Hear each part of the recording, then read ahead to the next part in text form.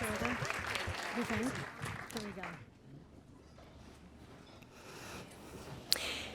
I am not particularly savvy when it comes to technology. Yes, I'm one of those people. Judge if you must. I know how to search, I know shortcuts, I can tap into the wisdom of YouTube and my Gen Z children, but the cloud and where the things go, stymied. Google, Apple, Microsoft, the fucking abyss. So many choices. Now, I fully accept, without judgment, mind you, my cloud paralysis, because I know what I am good at. I am a master, a genius, in fact, of the soft skills. For those unfamiliar, soft skills are things like communication, emotional intelligence, adaptability, flexibility, skills that never once have created personal or intergenerational wealth, but still seem really important.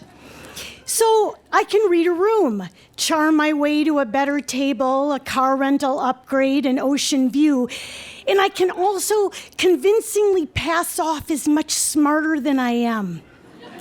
Now, this is not to diss my intelligence, but there is no Mensa happening here, and I'm okay with that.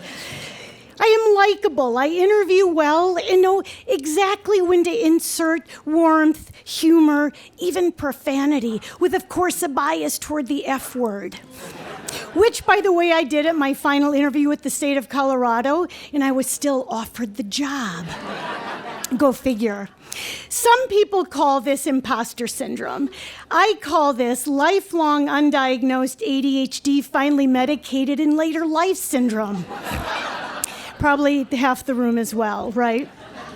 So when you take that, combine it with years of the workaround and figuring out which mask to wear for which situation, my soft skills became overdeveloped and mostly live in hyperdrive.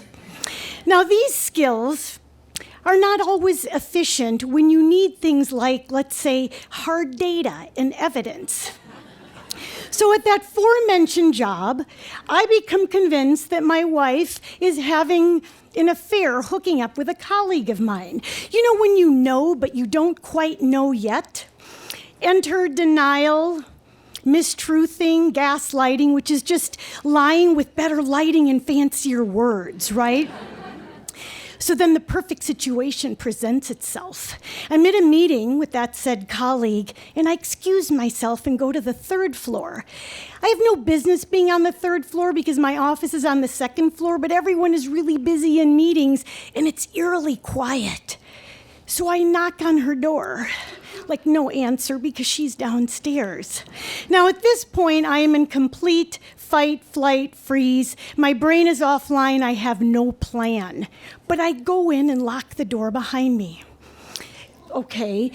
So I start rifling through her desk, pens, sticky notes, the usual, highlighters from the 90s, and then a card from my wife, professing all sorts of shit.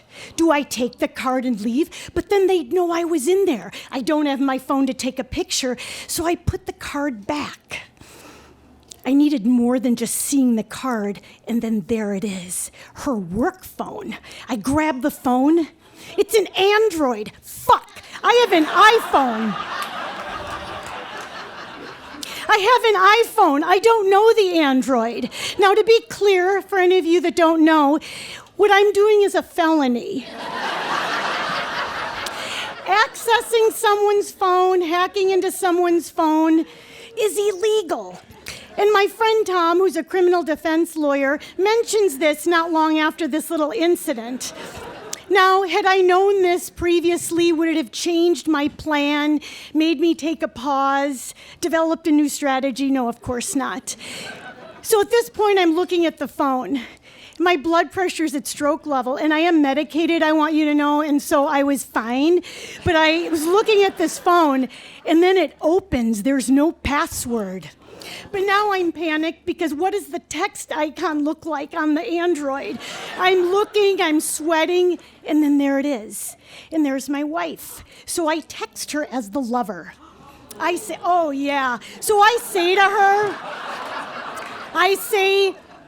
hey baby, I miss you. When can I see you? Now, first of all, I don't know that they call each other baby. I don't say shit like that, but I'm like, maybe they do. And then I hit send. Immediately, I know this is a mistake because I'm convinced they're texting on her personal phone in that meeting. But I don't know how to unsend. I don't think unsend existed 12 years ago. So I'm like, now what? So I send another text and I say, well, it's actually Mary. Aha. Like, okay. She calls immediately on that phone. I pick up.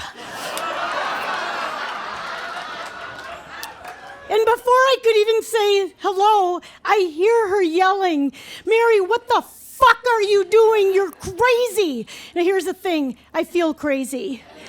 I hang up, I put the phone back. I don't really have evidence, not really, kind of. And I scurry away in shame and try to rejoin the meeting like a normal person.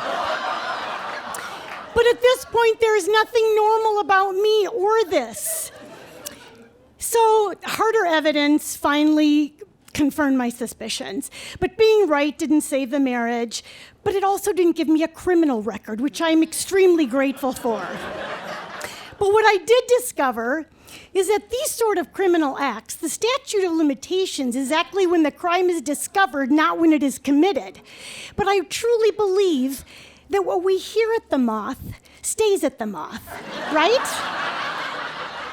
And here's the thing, I have plausible deniability, maybe even temporary insanity, which honestly should count as another soft skill. Thank you.